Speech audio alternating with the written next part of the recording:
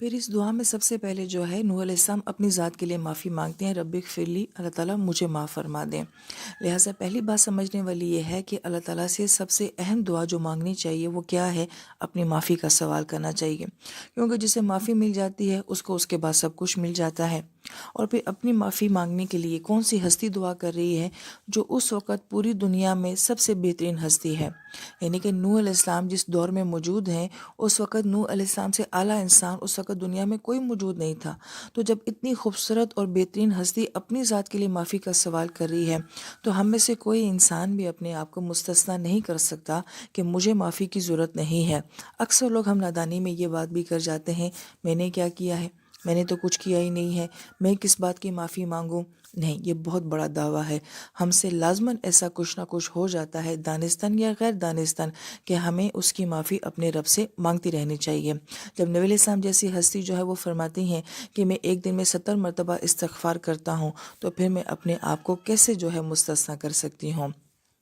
پھر نوح علیہ السلام جو ہے اپنے والدین کے لیے دعا کر رہے ہیں، تو پہلی بات تو یہ کہ نوح علیہ السلام خود 950 سال کی زندگی گزارنے کے بعد جو ہے یہ دعا کر رہے ہیں، تو ان کے والدین کو مرے ہوئے کتنا عرصہ گزر گیا ہے۔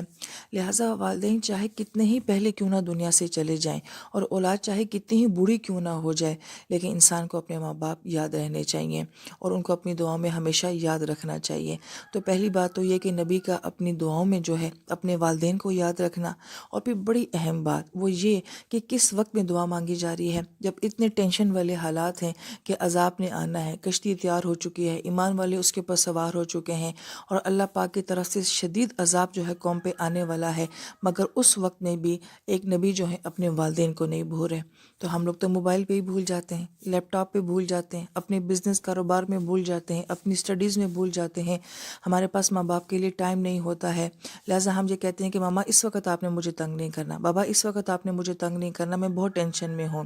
تو نوح علیہ السلام جس وقت یہ دعا مانگ رہے ہیں، کیا اس سے بڑی ٹینشن بھی کوئی دنیا میں اور آنی تھی؟ لیکن انہوں نے اپنے والدین کے لیے دعا مانگی ہے۔ لہٰذا ہم خود چاہے اپنے ذاتی لحاظ سے کتنی ہی مشکل میں کیوں نہ ہوں، کتنی ہی ٹف ٹائم میں کیوں نہ ہوں، ہمیں اپنے ماں باپ کو اگر زندہ ہیں تو اخلاق کے ساتھ یاد رکھنا چاہیے، اگر وہ دنیا سے چلے گئے ہیں تو پھر دعا کے ساتھ یاد رکھنا چاہیے۔ پھر انبیاء کی دعاؤں میں ہم اکثریت کے ساتھ یہ بات دیکھتے ہیں کہ وہ اپنے والدین کے لیے دعائیں مانگتے ہیں، اور یہ بھی ہے کہ اکثر کے والدین جو ہیں وہ ایمان والے نہیں بھی ہوتے یا ان کی لائن پہ نہیں ہوتے،